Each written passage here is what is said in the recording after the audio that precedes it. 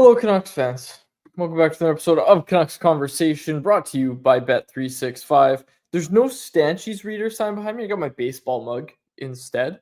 But that is because technical producer Jacob Lazar and I were putting together the home studio. Harm, I haven't even talked to you, but it's starting to look really good. We're putting up things on the wall. I got the Stanchies reader sign on the wall in the home office, and people have been commenting since I've moved. People have been saying, "Oh, your background sucks." So part of the reason I got this place is because it has a good little room that I'm going to turn into a studio. I keep looking at it, but yeah, it's over there, and I'm really excited about it. Nothing's gonna top my blank beige wall, though. Okay, but in all seriousness, we've had this conversation.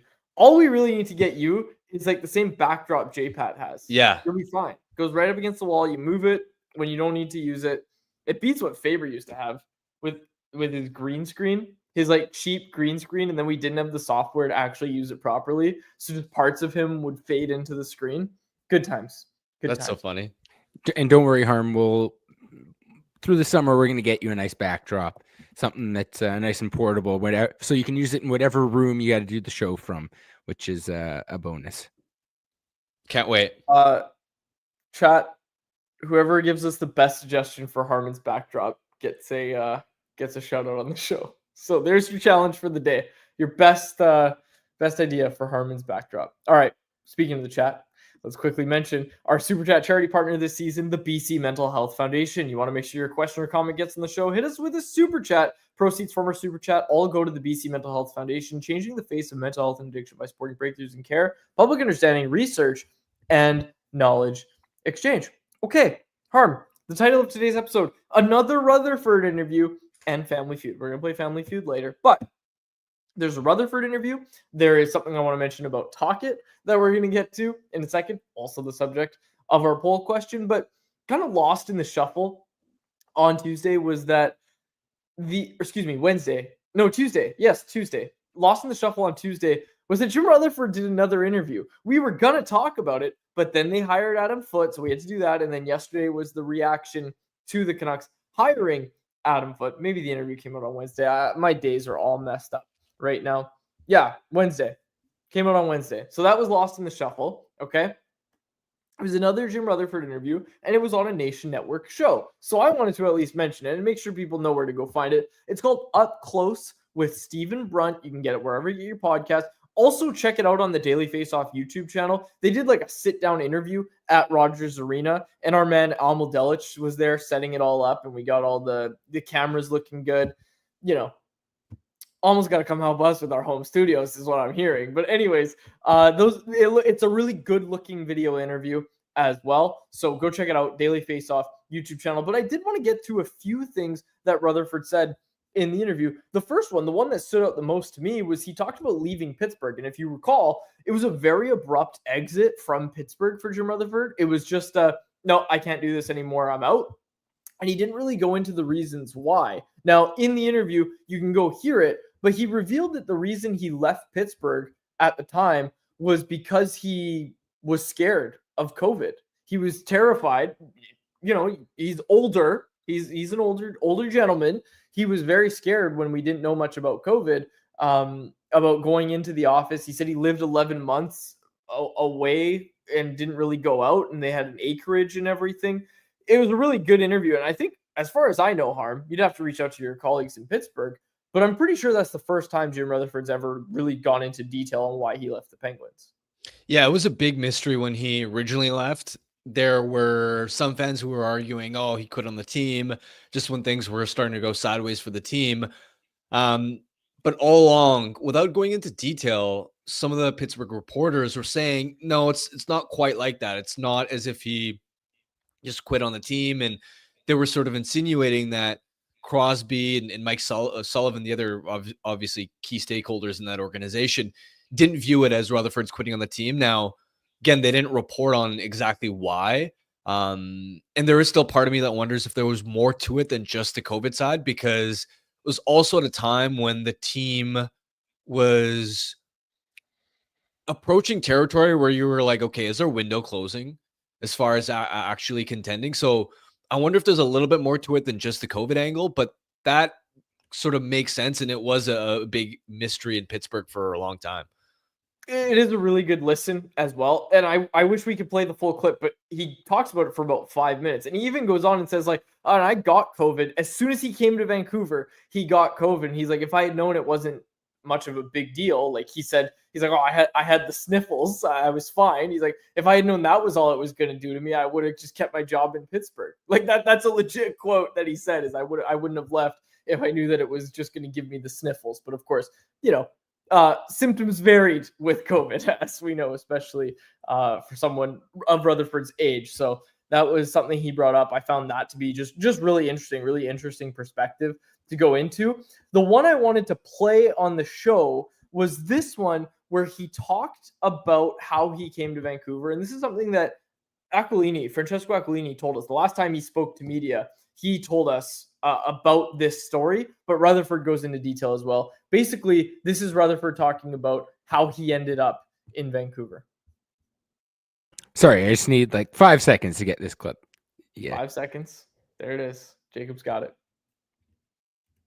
I hired Neil Glassberg as an agent because one of the things that was bothering me, not that I felt I needed an agent, but one of the things that was bothering me, there were rumors out there about, actually one of the rumors was that I wasn't going to be going to Vancouver because I demanded $5 million a year for 5 years. And I hadn't even talked to Vancouver. Okay. And there were other things. People were saying this and this and this. And so I decided to hire him to follow that stuff and correct them. People that were... That's an interesting use of an agent, I gotta say. I thought they're supposed to be hype guys. Making things up, Yeah. all right? And I didn't hire him to say, I want to continue my hockey career. It was just to clear things up that weren't accurate. And so anyways, I get a call from him one day and he says, it looks like Vancouver's going to make a change. He says, I talked to Francesco Aquilini. He says, do you know him? And I said, well, I know him. I'd say hello to him at governor's meetings when I was the governor, but I said, no, I really don't know him. And so he called me a couple of days later. He said, he wants to come to your house and talk to you. I said, really? And I said, I was really impressed by that because owners don't do that. Mm-hmm.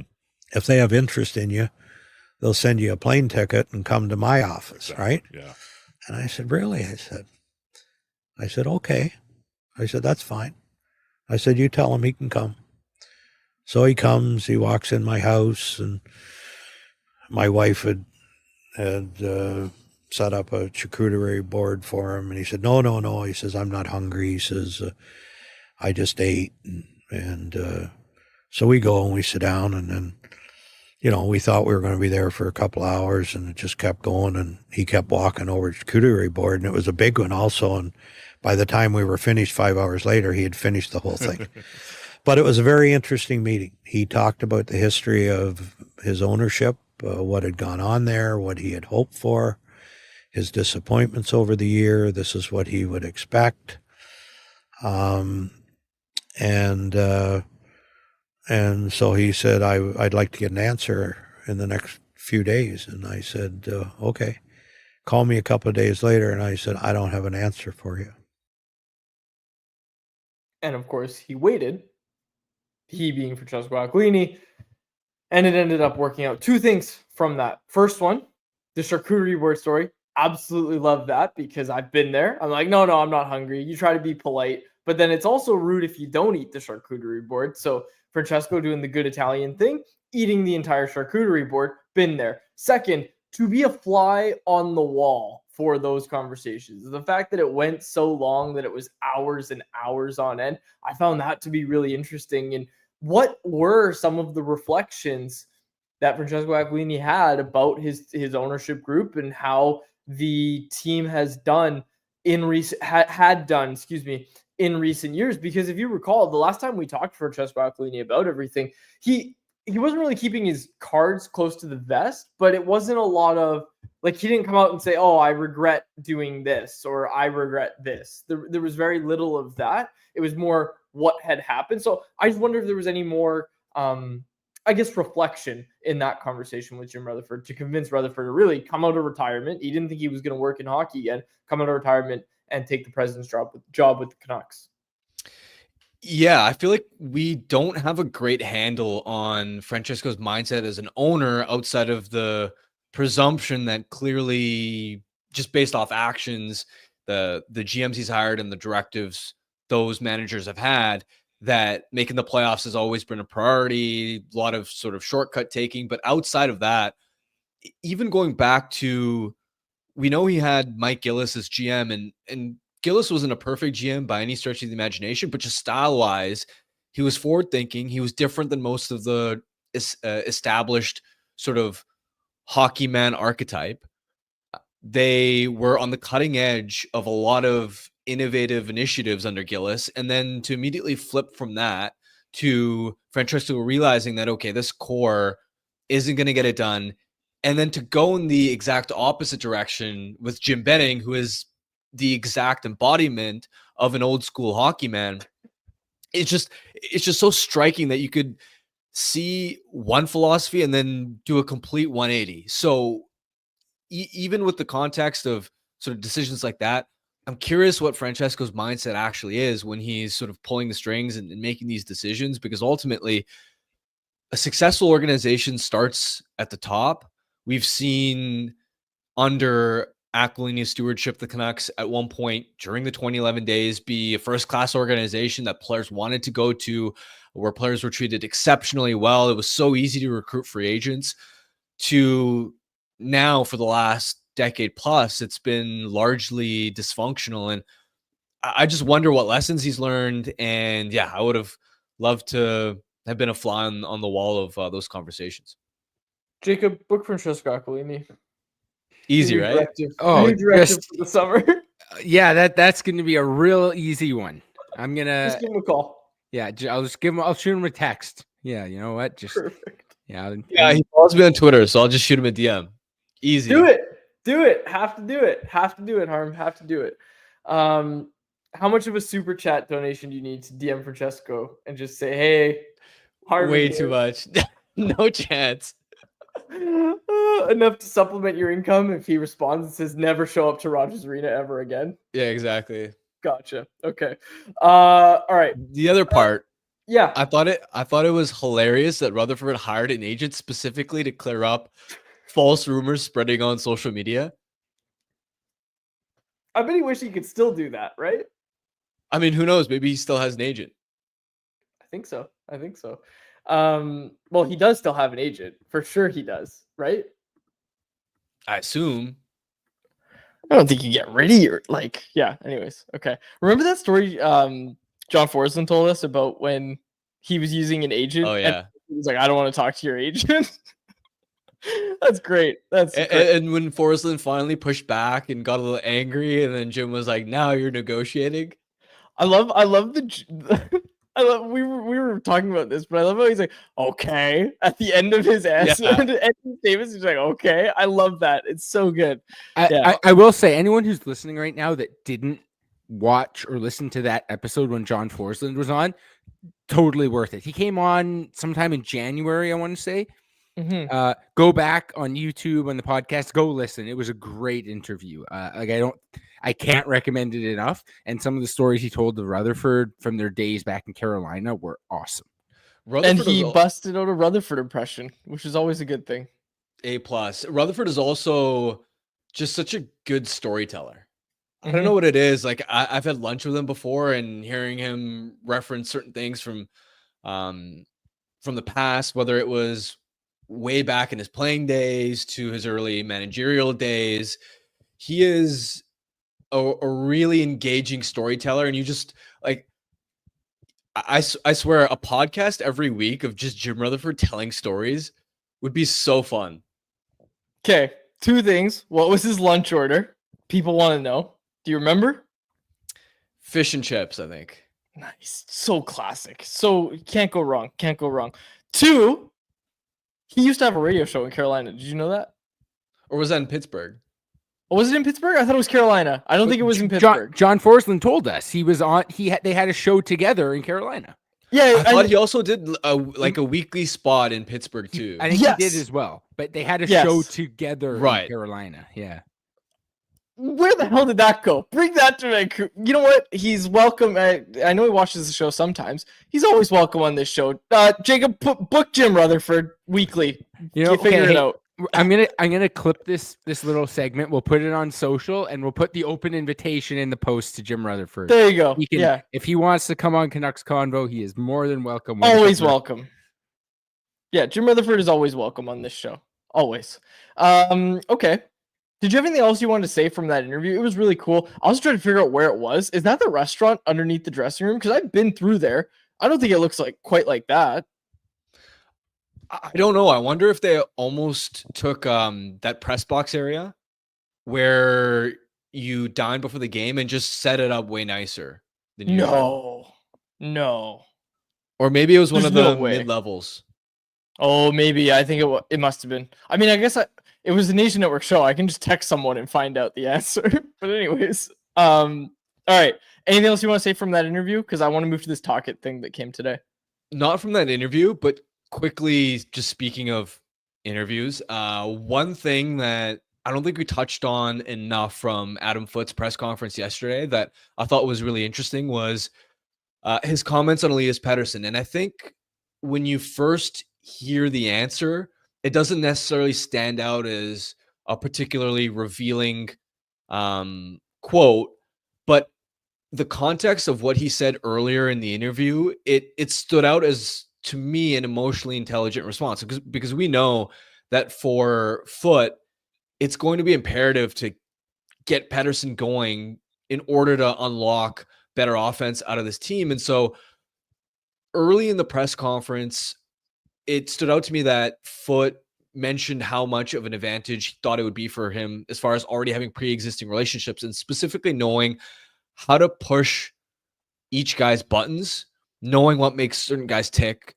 knowing what doesn't work with certain guys.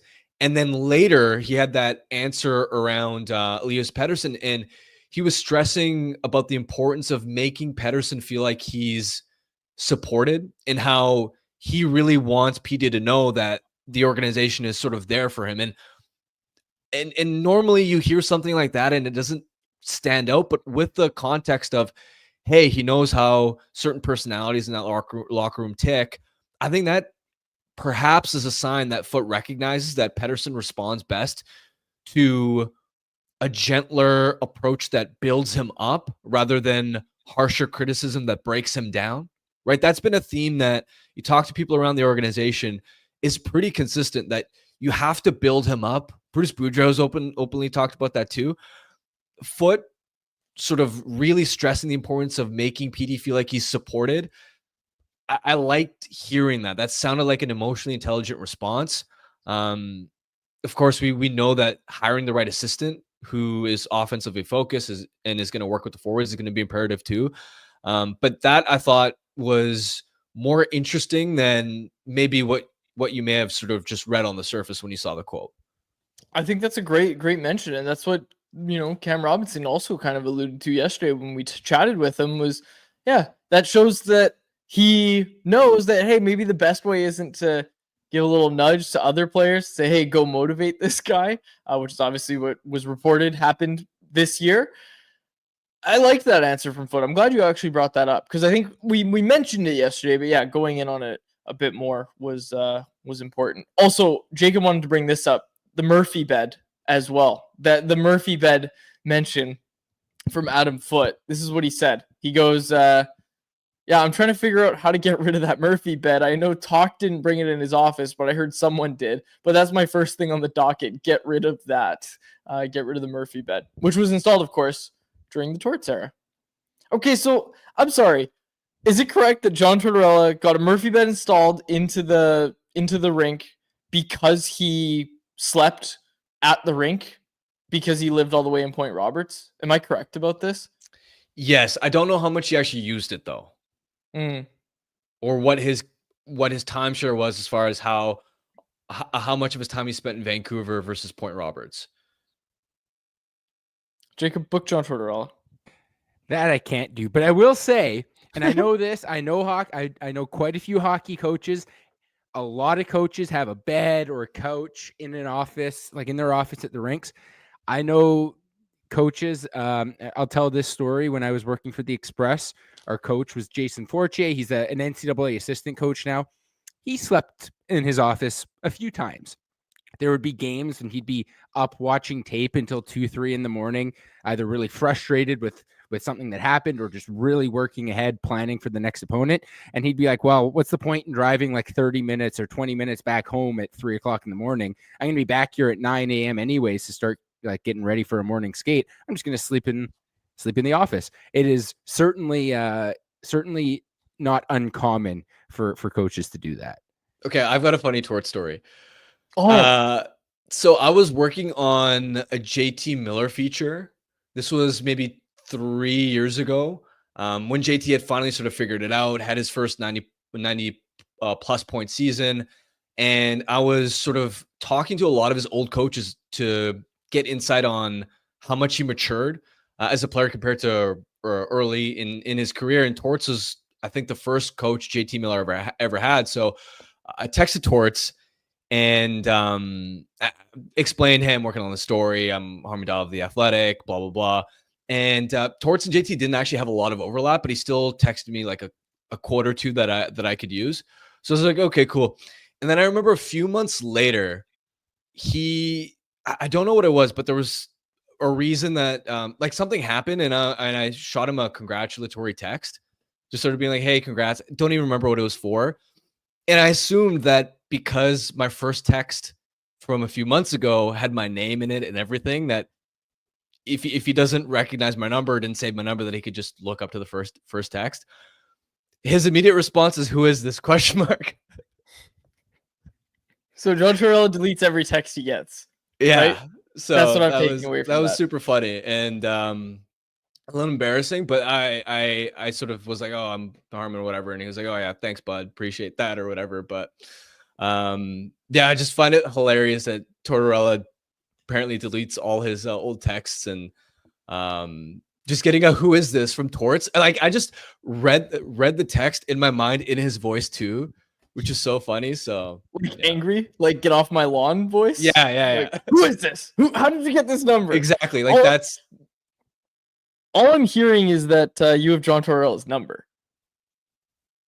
Stop. We're not booking him on the show.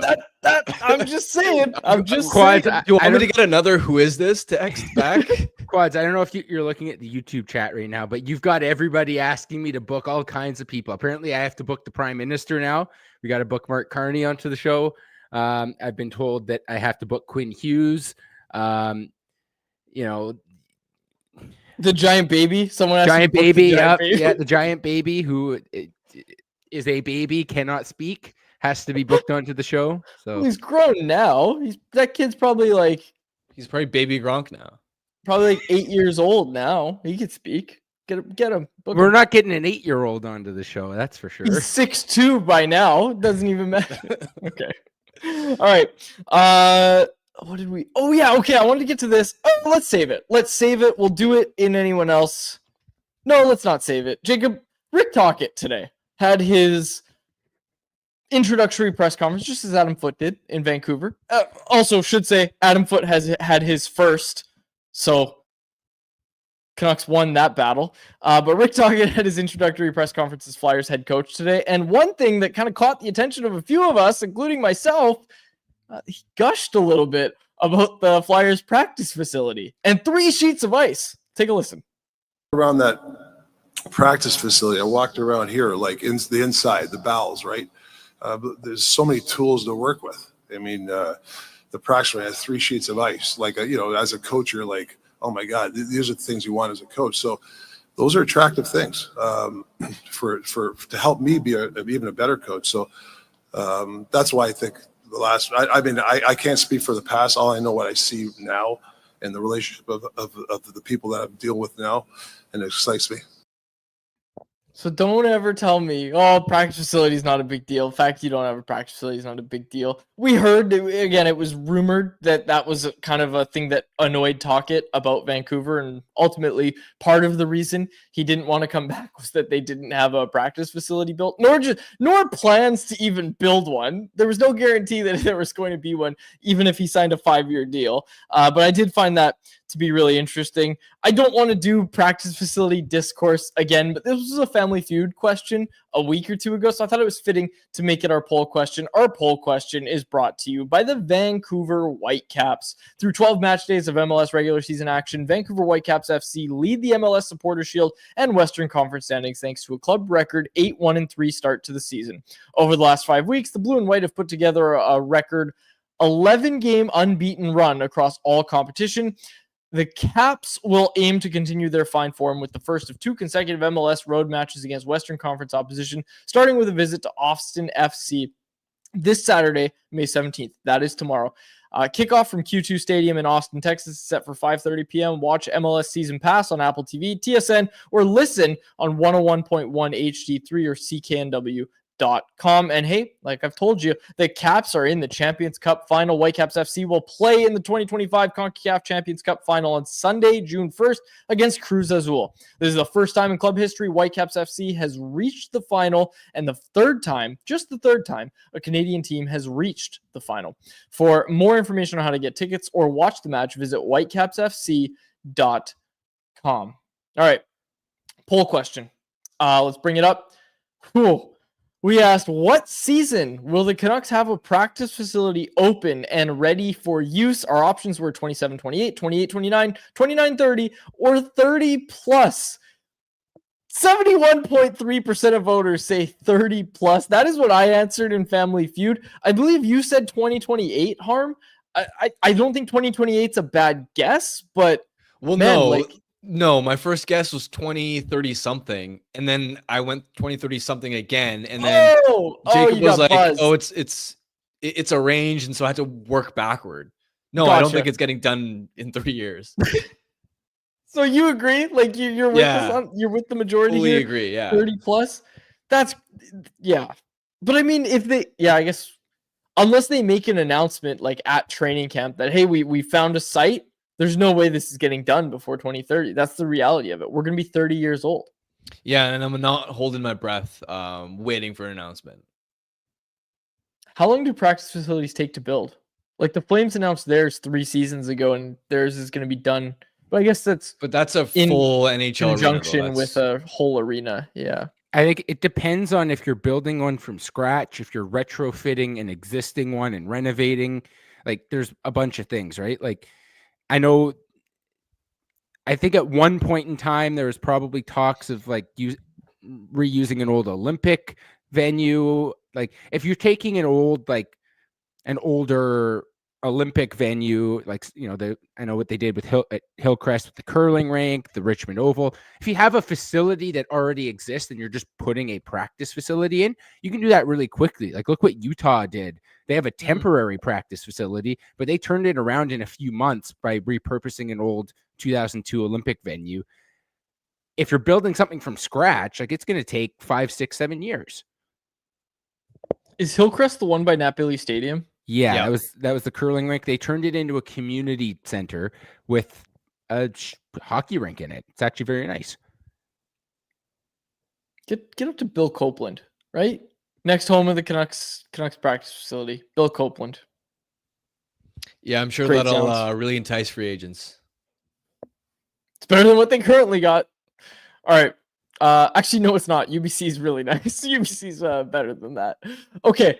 Let's get to let's just do Family Feud. But before Family Feud, I want to make sure I mention Greta Bar, YVR, great spot for all games, all playoff games. You can catch them. We're going to talk about the playoffs as well and anyone else, but make sure you head on down to Greta. They've got the street food menu. They've got the arcade games. And of course, they've got the bar as well. Make ready your spot for the playoffs. Make ready your spot to hang out next time you're downtown. 50 West Cordova Street is the address. Let the games begin. All right. Technical producer Jacob Lazar, take it away with Family Feud.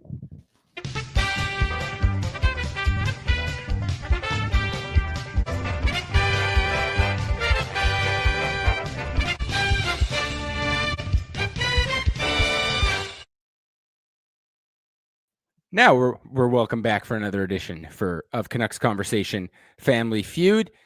All right, you guys, was it a win or a loss last week? I think it was another loss, was it not? Yeah, it was a loss. Yeah. It was a loss. This one's a little bit easier, I think. We'll try and get you guys back in the win column. I know some people in the chat have told me that I'm trying too hard to stump you guys and I don't want you to win. Well, okay, a little easier this week. I want to see you guys get back into the win column. If you're new here, we play every Thursday. Had to push to Friday for this week. So hopefully if you are regular looking, you do find our weekly Family Feud, and the survey is in the description to vote or to submit your responses for next week. All right. Quads is going to go first. He's going to have 25 seconds on the clock. His time will begin when I finish reading the first question. If you can't think of a response, say pass. We'll come back to it at the end. David Quadrelli, are you ready to go? Yes, sir. The Canucks currently hold a pick in all 7 rounds of the 2025 NHL draft. How many selections will the Canucks actually make? 5. Name a non-first round pick that made the Canucks team. In any year? Any year. Okay, pass. Let's go. What team will sign Brock Besser this offseason? New York Rangers. How many seasons will Elias Pettersson, the forward, and Quinn Hughes be teammates? 2. Who is your favorite Canuck from the 2000s? Todd Bertuzzi. I'll go back to the last one. I read it a little slow. You'll get one more chance. Name a non-first round pick who made the Canucks roster. Anytime. Anytime.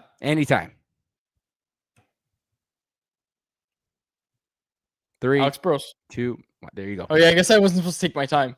Yeah, that's fine. All right, you can wave Harm back in.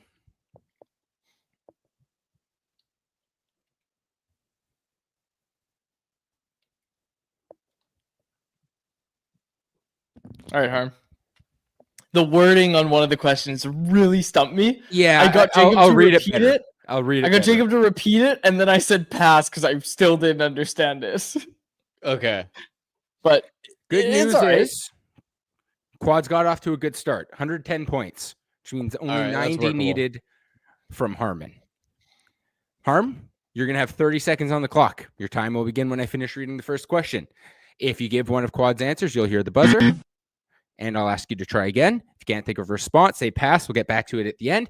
If I screw up reading that question again, I'll give you some bonus time because that's what happened with Quads. Okay. All right. Harman Dial, are you ready to go?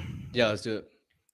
The Canucks currently hold a pick in all 7 rounds of the 2025 NHL draft. How many selections will the team actually make? 6. Name a non-first round Canucks draft pick who made the team at all time. Chris Tanev. What team will sign Brock Besser this offseason? Wild. How many more seasons will EP40 and Quinn Hughes be teammates? 1. Who is your favorite Canuck from the 2000s? Kessler. Good work. No repeats. Time to spare. Beauty. Yeah, we won. All right. I don't know if we won, but I at least got. I like. At least got my answers off quickly. Let's break it down for dramatic effect, Jacob. As we always do. All right. The Canucks hold picks in all 7 rounds. They don't hold their own. They have San Jose's 3rd round pick, which is basically right at the end of the 2nd round. How many selections will they actually make? Quads, you hit the number 1 answer with 5. Harm, you said 6. That's the number 2 answer with 27 points. Nice. 41 for Quads on that one. So good work. You guys hit the 2 clear top answers. All right. A non-first round Canucks draft pick who made the team. Quads, you said Alex Burrows. That was worth 9 points. Harm, I do have to look up Tanev here, but I do remember. It took me a second to understand that question. And I was like, I don't want to take too long processing this and missing out on the other one. So I just blurted out Tanev. Well, I think this is going to be one where the number 1 answer is worth like 13 points. Yeah. Oh, it's more than that. 1 point for Chris Tanev. Yikes. The number 1 answer was worth 22, and it was Nils Höglander. That's okay. Sorry. Number 2 question one more time. What is the question? Name a non-first round Canucks draft pick who made the team. Oh, draft pick. I got points for Burrows? Yeah, well, technically he was not a first round draft pick. So. Well, yeah, I was like, okay, I mean, Tanev's not a first round pick. Yeah, but he's not a draft pick. Some people interpreted it as they had to be drafted. Some interpreted myself included. Yeah. Thatcher Demko was the number 2 answer, and DPD was the number 3 answer. Obviously, recent bias on all 3 of those, as they are current guys who were drafted outside of the first round. All right. What team will sign Brock Besser this offseason? Quads, you said the Rangers. That was the number 4 answer, but only worth 8 points. Harm got the number 1, 37 points for the Minnesota Wild. 37's huge. Let's Number go. 2 was the LA Kings. Number 3 was the Canucks. Number 5 answer was the Utah Mammoth. I think people just wanted to write Utah Mammoth because this survey came out right when the team name was announced. All right, you guys are at 175 with 2 questions to go. How many more seasons will EP40 and Quinn Hughes be teammates? Quads, you hit the number 1 answer with 2. Harm, you hit the number 3 answer with 1. 24. You were at 199. We got this. I think you've got this, yeah. So this one here was almost a perfect split, really, with the top. Like 2 was the number 1 answer with 34. 7 plus was the number 2 answer, and that was 29, and then 24 points for the number 3 answer, which was just 1 more season. And then all the other possible number combinations in there just got a couple votes each. So yeah, some people thinking just till the end of Hughes' contract, some people thinking Hughes extends until the end of PD's contract, and in Harman's case, thinking just this year. All right. Enough stalling. Who is your favorite Canuck from the 2000s? Quads, you said Todd Bertuzzi. That was the number 2 answer.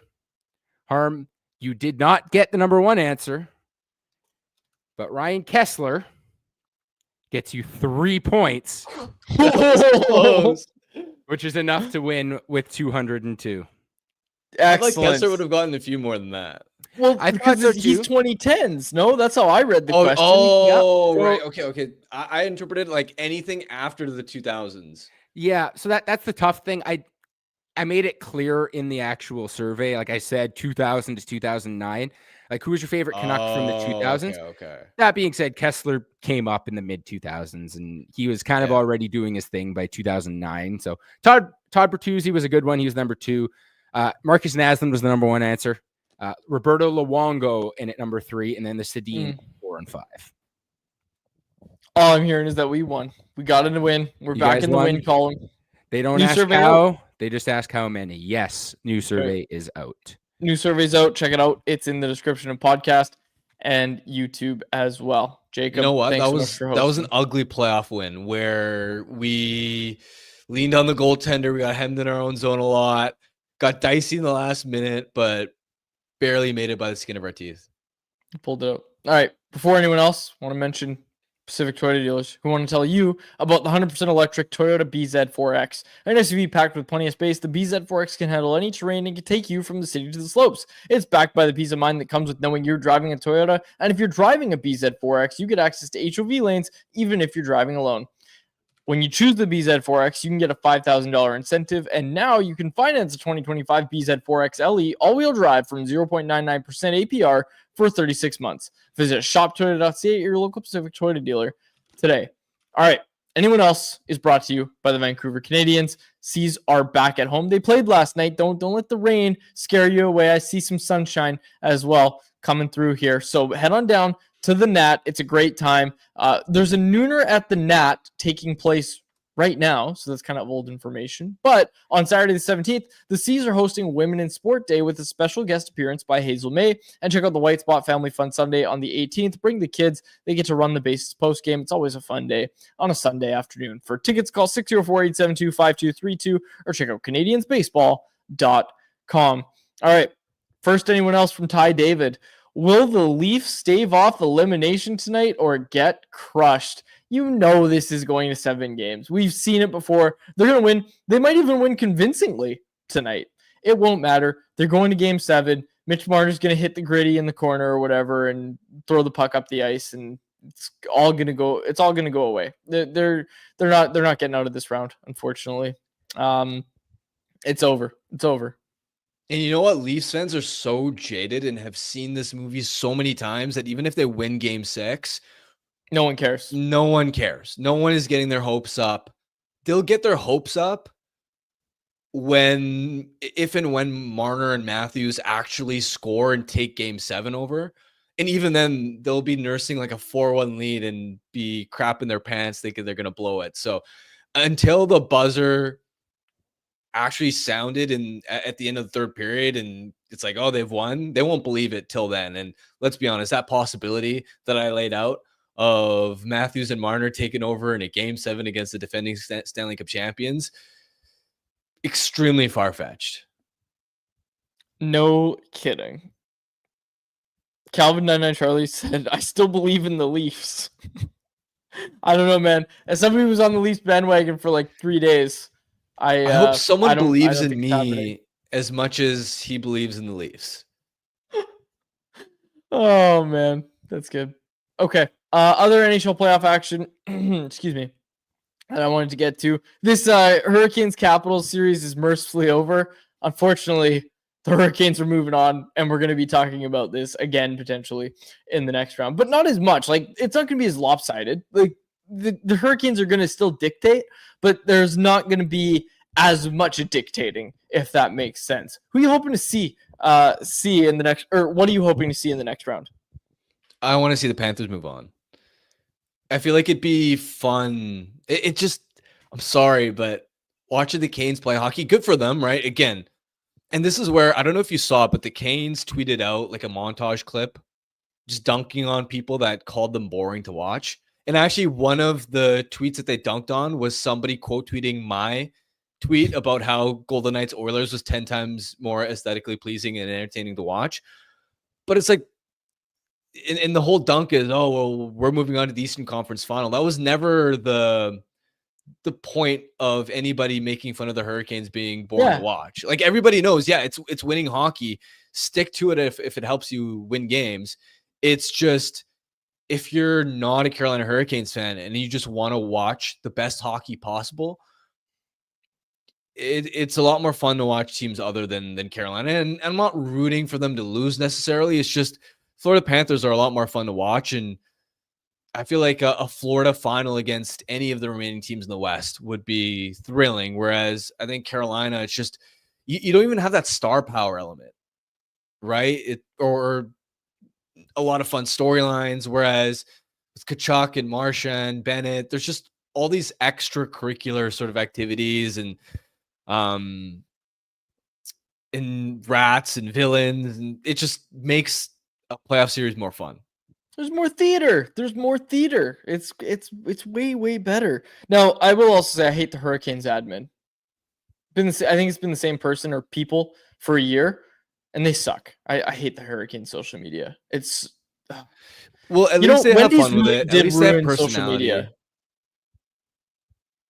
Do you remember when Wendy started replying to everybody and being mean on social media? And everyone's like, oh my gosh. It like changed the way that brands looked at social media. Did you see 7-Eleven? No. Dude, I think 7-Eleven on April Fool's made a post about a new logo, and people were, I don't know, making, and it was the exact same 7-Eleven logo. People in the comments were making fun of them or whatever. And then the 7-Eleven account, it's actually pretty hilarious to go through, just made a bunch of jokes about stealing those commenters' girls in like very clever sort of creative ways that you're like, okay, this is definitely out of pocket for a large American corporation. And like, that would be savage if it was just like an individual person.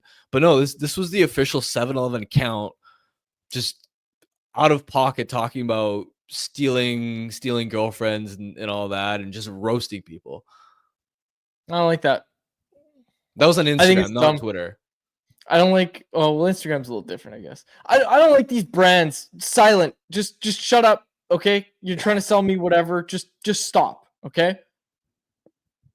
Please advertise on Canucks Conversation. I had a good laugh going through it the first time, but then it gets repetitive, right? If that's your shtick again and again and again, it becomes a little cringe. Yeah, like the Canes replying to all these fans in all lower cases. It's like, just stop. Put the proper grammar, okay? You're a hockey team. Have a little self-respect. Anyways, the Kraken one's tough. especially when they're losing in games and some of their mid-game tweets.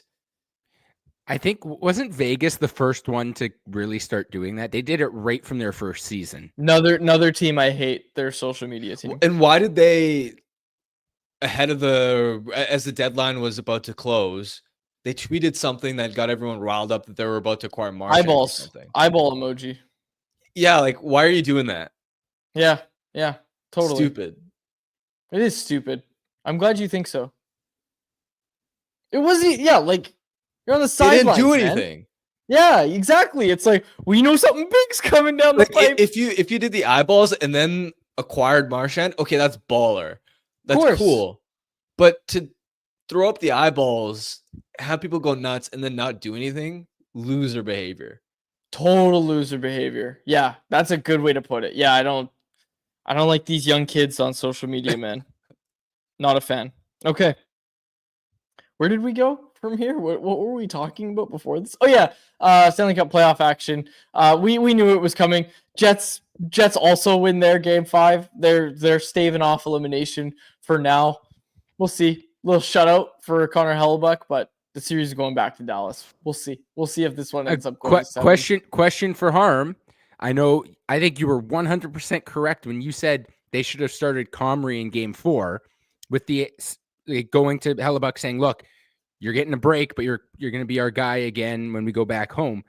Like, do they go to Comrie for game 6 back in Dallas? They can't. The time to do it would have been game 4.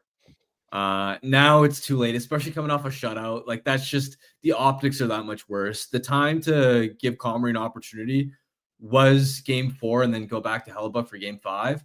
But now that you decided to ride with Hellebuck for both road games, you can't throw Comrie in there for game 6 now. Yeah, I agree. I absolutely agree. We got a super chat here talking about social media teams. This is the first one that Servant Irving can remember. He said, the first I can remember was in 2012 when LA knocked us out, us being the Canucks, and tweeted, "You're welcome, Canada." I forgot about that, but that is an early one. That is an early one that we saw too. Yeah, I hated that as a Canucks fan at the time, but I'm not gonna lie, that was pretty. I'd say that was a good tweet. I miss the days when, like, whoever, like, execs or whatever, would see a tweet like that and pull the intern or the social media person in the office, be like, don't ever tweet like that again. What happened to those good old days when you weren't allowed to have fun on company accounts? You are really becoming an unk. I you know what? So once I learned what unk status means, as the kids say, I really, really think I am in unk status for sure. Definitely. Yeah, even the way you so uncomfortably said unk status just sealed the deal right there. Yeah, no, I don't avoid it too. I'm grilling burgers tomorrow night. I got a poker night. Some of the fellas coming over for a little poker night. Watch some baseball, grill some burgers. It's gonna be a good night. Yeah, I have reached unk status for sure. Okay. Ty David asked this one. Does Hellebuck get pulled after 2 goals in game 6? It is a short leash. Has to be a short leash on Hellebuck, right? Like a weak goal or 2, I'm yanking him right away. It should be, but is it going to be that short of a leash? I would hope so. Your season's on the line. Arneal's typically given Hellebuck significant leash through these playoffs. I feel like it would need to get to something like 3 goals on 12 shots or something. Sure, 3 goals on 12 shots. I don't think 2 bad goals is going to be enough. 2 bad ones though? Like, I get it if 2 and 1 is bad. Yeah. It should be enough, but I'm going based on what we've seen from Arneal so far. Mm-hmm. Ty David, old man Quads got engaged and became an unk. It's true. Got engaged, got a grill, got a patio. This is my life now. Cali Canucks said Quads is both the youngest and oldest 25-year-old I know. KJ said, welcome to unk life, Quads. I appreciate it. Leave a like on the video, and subscribe to the Canucks Army YouTube channel so I can keep buying grills. Okay. Did you have anything else you want to get to? And anyone else, Harm? No. Excellent. Well, we're going to move to our Bet365 bet of the day. Oh, I already gave it to you. People already know what it is. Right now, the Leafs are heavy underdogs for Game 6. Sportsbooks are looking at it. Oh, they're on the road. Florida has a chance to clinch on home ice.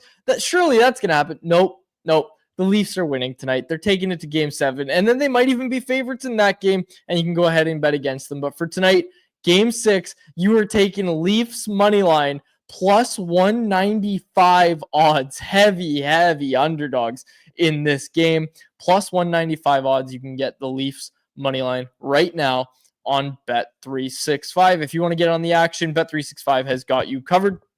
From game props, player props, totals, and the money line, you can even bet on futures like series winners, conference champions, the Stanley Cup champions, and much more. Whatever your bet is, it's never ordinary at Bet365. Download the app and get in on the game. An official partner of the Stanley Cup playoffs. Must be 19 plus to play. If you choose to play, please play responsibly. All right. I need a sign that says UNC quads for the studio, Jacob. People are bringing that up in the chat. That's a good idea. That is a good idea. I like it. Yeah. As we build out the studio, I'm hoping to have it ready for Tuesday's show, by the way. But as we build it out, I want to leave some sort of variable space. And Jacob, I was going to mention this to you. You know what we forgot when we were planning that wall? The socks. I have Canucks socks that we can put up. I have an idea for what we're going to do with those. Perfect. As long as you do. Yeah, and then also just to know, just so everyone knows, no show Monday, long weekend. We're going to take the stat holiday off on Monday. We'll be back Tuesday with our next episode, unless of course the Canucks trade for Marco Rossi, Monday at 9:30 in the morning, and then all of a sudden we're doing another emergency show. No, we're saving it. Unless they do trade for Rossi, you're right. We probably would have to do a show if they made their trade. We'll close it out there though. For my co-host Harman Dial, I'm talking producer Jacob Lazar. My name is Dave Quadrelli. Thanks so much for this episode of Canucks Conversation. Canucks Conversation is live Monday through Friday, every weekday at 2 p.m. over on the Canucks Army YouTube channel. Make sure you like, subscribe, and interact in the YouTube live chat every day with us, folks.